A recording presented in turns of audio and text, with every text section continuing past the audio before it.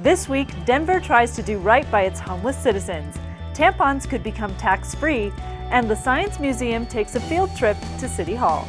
I'm Rebecca Jacobson, and here's what's happening in your city now.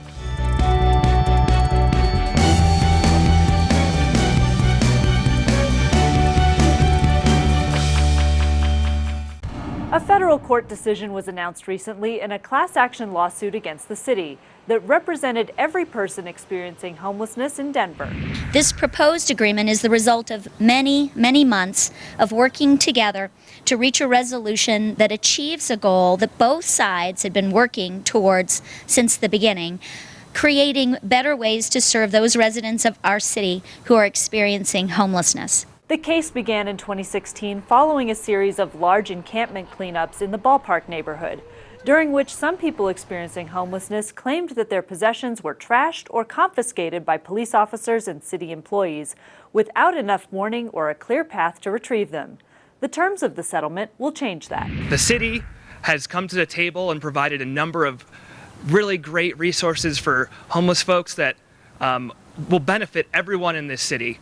Some of the provisions of the settlement include posting signs with 7 days' notice prior to large cleanups, including days, hours, and locations of where they will take place, affixing a 48-hour notice to unattended items rather than removing them, having all notices include locations and hours of storage facilities where property taken during a cleanup can be retrieved without fear of arrest, placement of 200 lockers at the Yasui building, and the creation of an advisory group consisting of people experiencing homelessness who will give feedback to the city on programs and policies every quarter.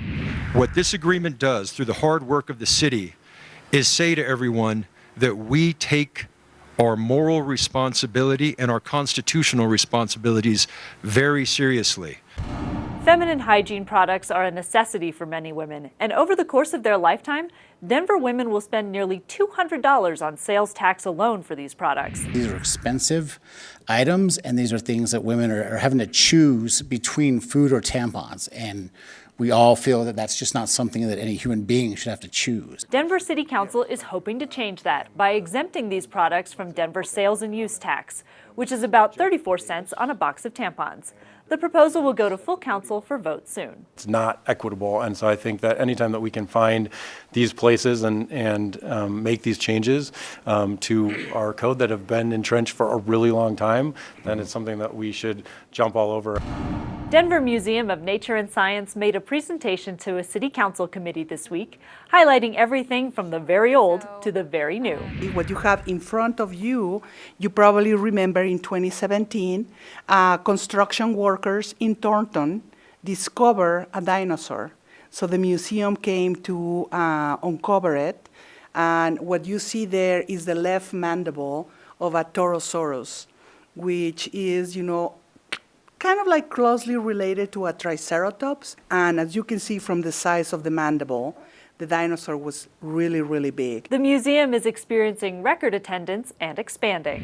What's going to feel new in that 22,000 square feet of space in the heart of the museum, right in the spine, is that it's not going to be a temporary exhibition, and it's not going to be a permanent exhibition. You might see something that is changing by the hour. You might see something that's changing by the week, but really being responsive to what people are curious about so we can walk with them in the moment in a way that's really relevant and meaningful to them.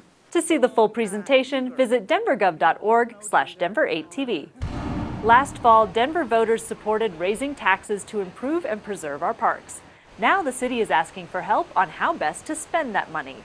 From buildings and bike lanes to parks and parkways, Denver government wants your input on the best projects to keep our city thriving. Attend one or all of the upcoming 5 town hall meetings to share your ideas and connect with city planners who will be designing and implementing major capital improvements over the next 6 years. These town halls are a part of a larger outreach effort that includes comment cards available at recreation centers and libraries, as well as online surveys. Find out more at denvergov.org/capital planning under the 6-year plan. You can catch new episodes of Your City Now every Friday. Thanks for watching, Denver.